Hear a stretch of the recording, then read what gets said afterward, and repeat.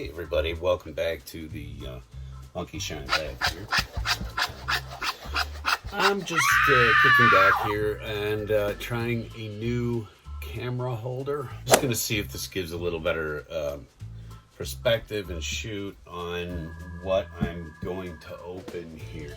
Let's get to doing some reviewing here. Basically, what I thought I would do is open these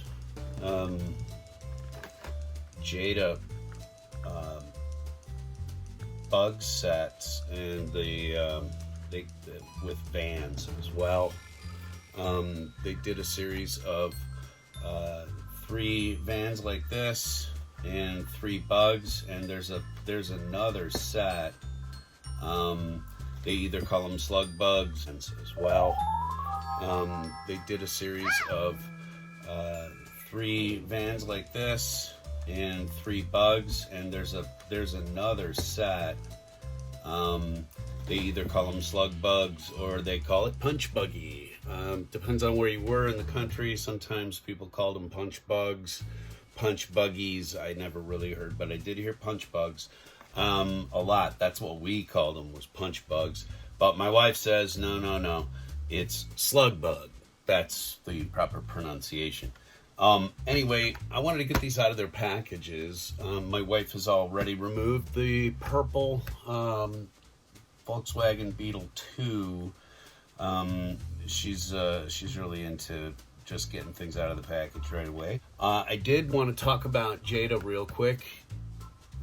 Big surprise, because I've said this a lot recently, but I really dig this series and I dig what they're putting into them. So just if you're interested to see what these are like, stick around. And then after that, I've got some other stuff. So if you're not into the Jada stuff, we do have some Hot Wheels that we're gonna open, and we do have a special guest.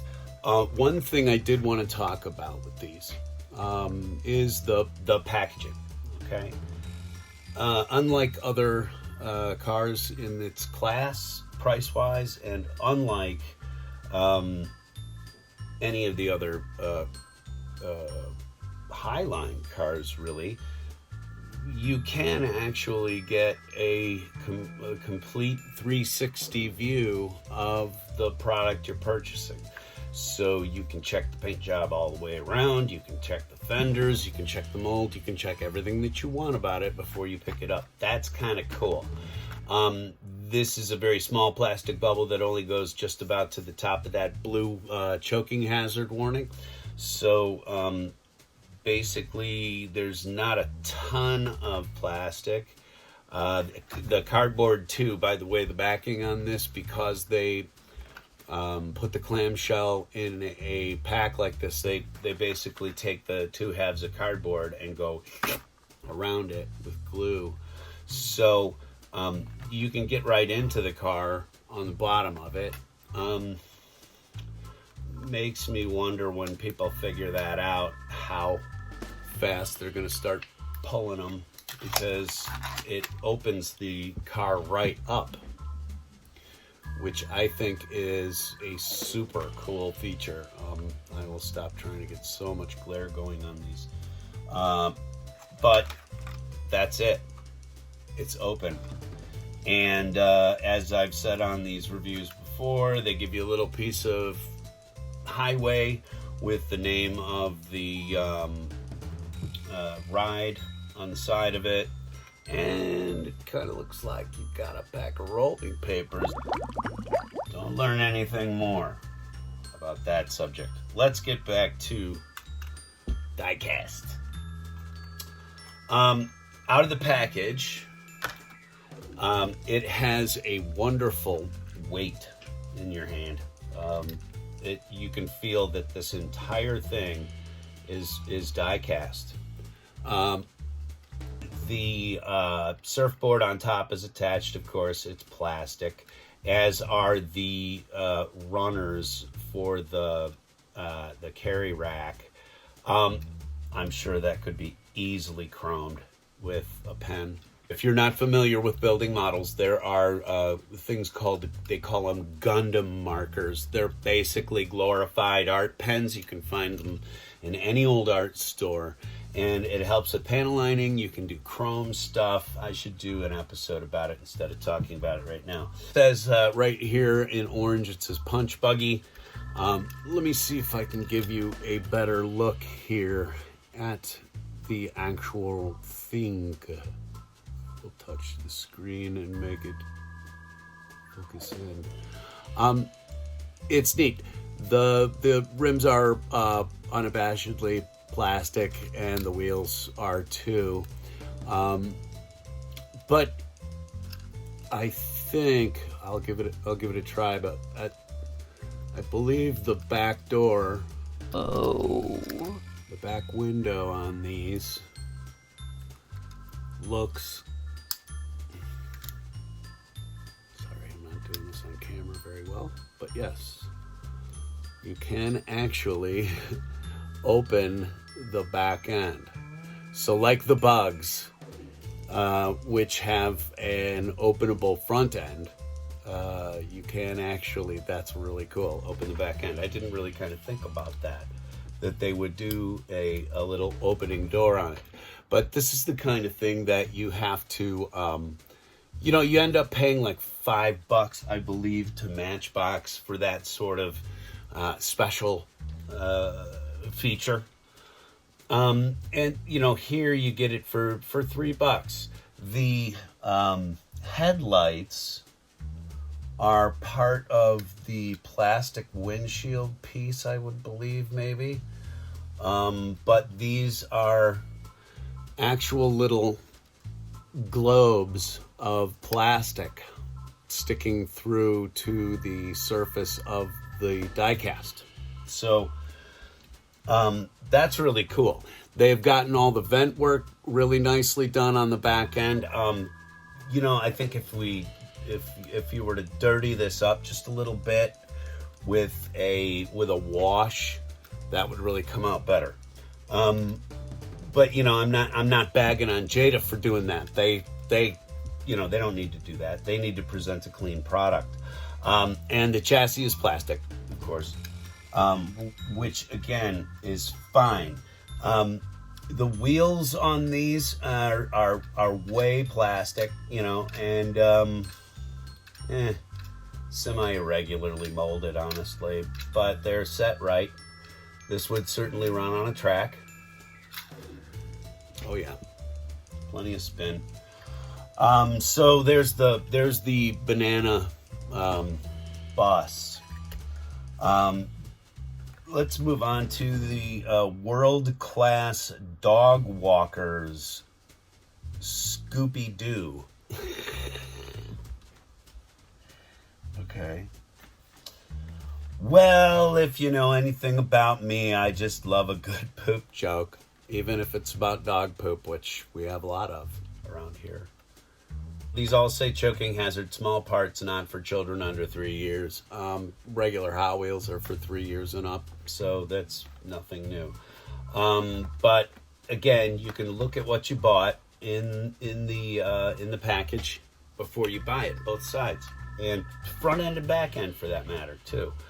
I really appreciate that. So I'm gonna pull this one open like a clam. What kind of clams you been eating? What a pearl. Okay, so very much like the other one. Here, let me give you a better look at it. Very much like the other van, it's got an openable back door, but this one is a much different tire. I do not know why. Perhaps they were a little thinner on that model. I don't know why the difference in the tire state. Must be because they wanted to put the one kind of hubcap on there, maybe. I don't know. Let's see here. And the the last van. He won't stand on ceremony. Hey, little pepperoni peppers, man. Comes in its own pack of rolling papers. Cool. Again, with the thin line tires, which is fine. A lot of these, Volkswagens, it was like you were riding on the donut. Again, with an openable back door. The detail is good, but this one, because it's got a semi-gloss on the sides, it holds fingerprints. That's nice. But again, I love the color scheme and the way that they've kind of given you sort of real headlights on the front end of it. The decal work is fantastic. I don't say decal. I've been trying to say decal. I can't say decal. Merca. And the last one from this set that I'm going to open up here is way cool. It is the better packaged. Wow. A little more glue in that one, Reg. This is a matte black finish. I gotta get a holder. But it's sort of a matte black finish with a red runner. And when I was growing up, a very good friend of my mom's drove it was sort of midnight blue, or could have been black, VW Bug with the turn paddles, the turn indicator paddles that came out of the side, and it had a giant aerial that went from the back end of the bumper all the way over to the cross front bumper. And it was a shortwave radio that they had in the back of the car so that the kids could talk to their grandparents on the way up to see them. It's crazy how you remember things about your life.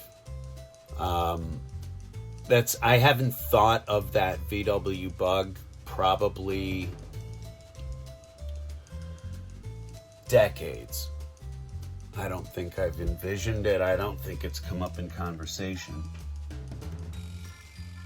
But it was a really cool, and it wasn't, like super pristine and neat and clean. It was well loved and well driven, but always taken care of, And when I saw this, it really took me back. Again, you have the openable front end. It's pretty much filler die cast in the front, so there's no real room to put little silly luggage or anything in there, but I suppose you could paint some if you wanted to. But that's the VW set. I'm going to give you a little bit of a flyby, don't worry. I won't keep it all from this view, but it does get things out of my way considerably. All right. I'm going to remove some packaging and give you a little show of these.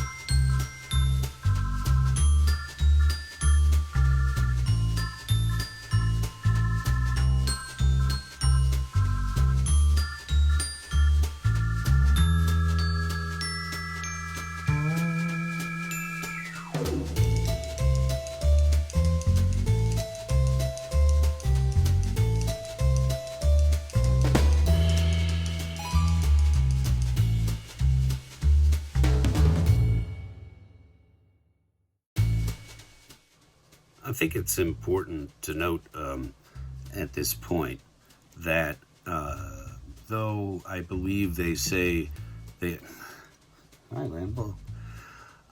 Though I believe they say that these are, 164. I don't know if they are necessarily that.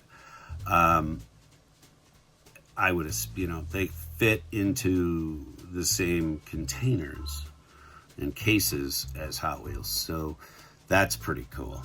Whether or not they are actually the same scale as Hot Wheels, I tend not to see that when I'm looking at these, but they are really cool. So let's get on to our next little agenda here, and that is, well, maybe we'll meet our special friend, and then I'll open some Hot Wheels that need to come out of their blisters. I know there's bound to be some crying and gnashing of teeth, but I bought these to keep, and I don't really see tacking them up on the wall. I see sort of putting them in a case where we can take them out and talk about them. So, gonna do that. All right, after this next opening, I am gonna do more Hot Wheels, so stick around if you're not into this. I apologize, I'll make it quick because I'm totally gonna do a Rob on this. I'm gonna goon it up because this is my $10, yes, that's right, $10 Jar Jar Binks. It does, look, when this came out, it was, ooh, there he is. Star Wars Black Series Gungan. You know what he looks like. You know what he does. He pisses you off. Top of the line at the time, articulation. That's a quality action figure. When they released this, it was around Christmas, if I'm not mistaken, and they really wanted to kind of get everybody into buying these things. So they started with Jar Jar at $30. They really wanted to get your price up. Look at the neck swivel I'm getting out of him. Look at the attitude. Oh, this is fantastic. The other thing I wanted to talk about, because I was opening the Gungan, okay? And I will take you down now from your perch and give you a somewhere where my neck doesn't hurt so much to talk to you. How's that? Here, come on down.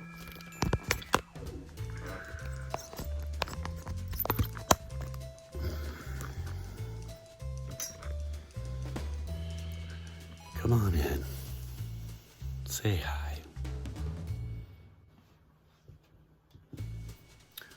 What I wanted to talk about with my little Gungan friend here is the virtue and economic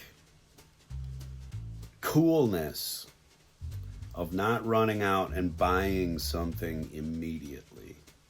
Now, at the time, I can remember thinking to myself, you know what, I would really like to add this guy into my collection here because it's a conversation starter at the very least.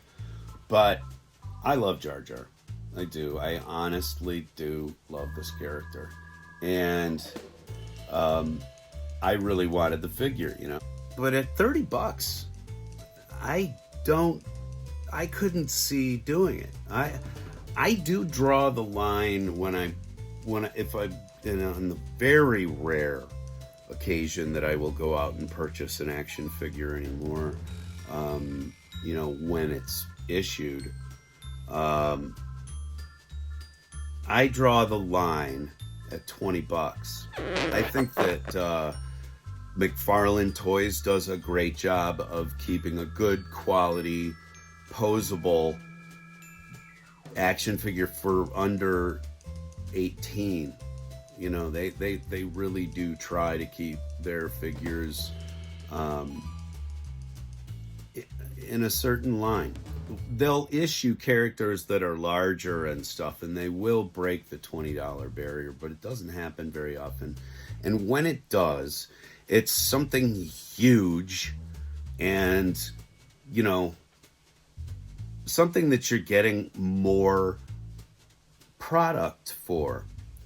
This, despite its really cool size and good articulation and accurate paint job, this is made in exactly the same place, and I bet it's either even in the same building, probably, in the East, making the exact same figures for a different maker. Okay, the technology for this, for the moldings and stuff like that, I mean, designs have all been purloined from various companies. So I would venture to say that, you know, like rechargeable batteries and everything else, they're coming from mold makers that are in Taiwan, what is China? So China.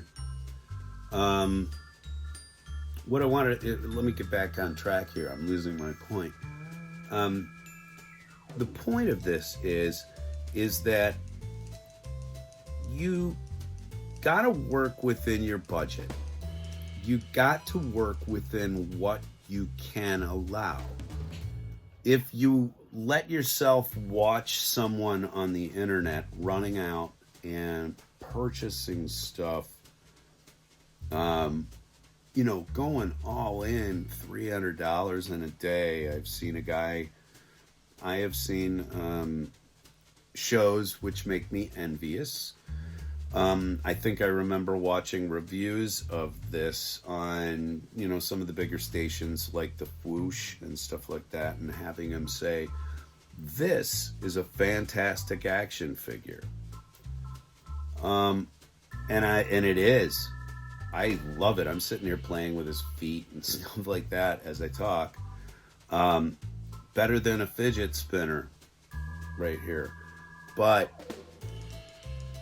I could not see putting $30 into Jar Jar. In fact, when the price did drop, I think it went down to like 25. Ooh, sporting of you. Even then, you know, I was like tempted, but I said no. I gotta stick with my program. It's a difficult thing to do because you can sit here in an afternoon and watch any number of a half a dozen nerd shows and feel like you really need to go out and keep up with the Joneses. I would argue, hold until you see the whites of their eyes. Because then, you know, I can't tell you how good that felt to get back in the car and say, I saved $20, still got the figure, looks just as good as it did on day of issue, and the box was even pristine until I did a number on it. But that's because I don't have any respect for that kind of stuff. So it's fun to watch. Rob, do more of it. But so, you know, here you go. I've got my Gungan, and no money was wasted. Nothing was lost but time.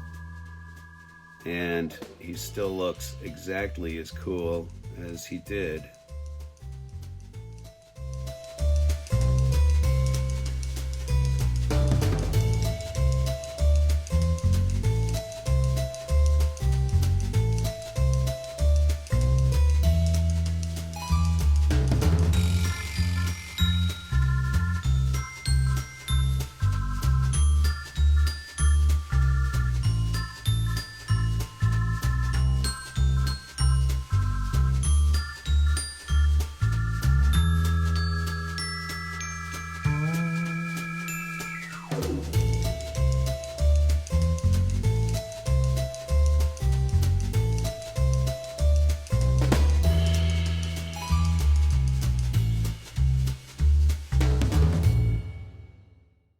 Okay, the last thing I'm going to do here is open up some Hot Wheels.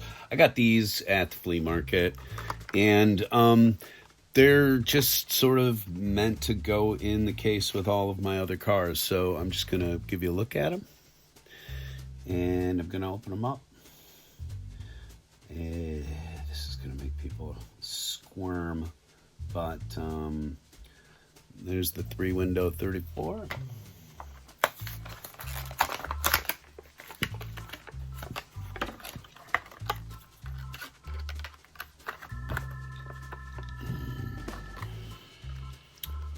Oh yeah, destination.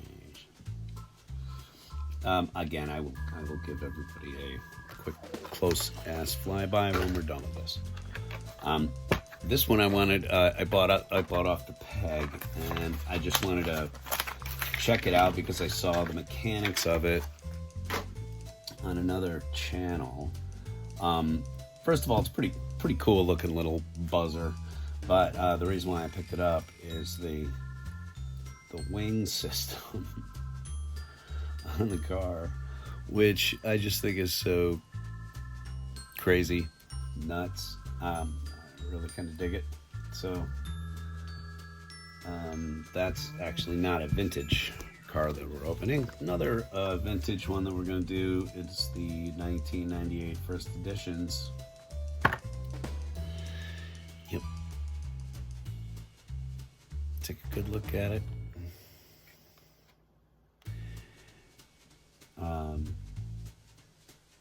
This is number 13 of 40. This is the hot seat.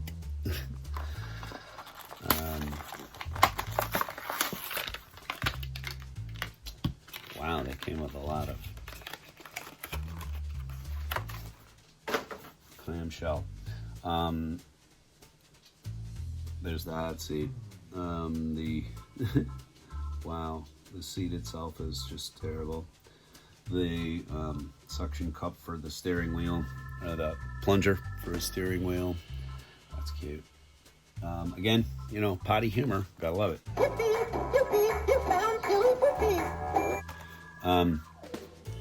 This one's really cool, the Jaguar D-Type. I really like this. It only cost me $1. Don't care if it ever goes up in value as a 1998 first edition. Packaging gone. Scream, nerds. Scream. That is another car that just sort of screams to me, race car.